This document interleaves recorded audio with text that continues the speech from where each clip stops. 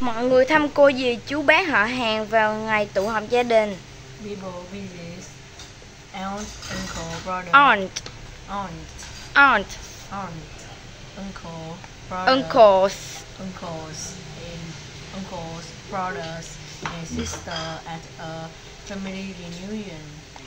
Mọi người chơi bóng rổ.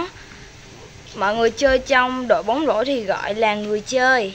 People on the basketball team are called players. Mọi người thắng đường đua thì gọi là những người chiến thắng. Who people win a race are called winners. Mọi người tổ chức ngày hội bằng lễ hội.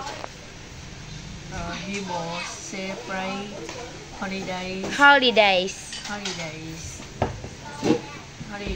with a festival. Festival.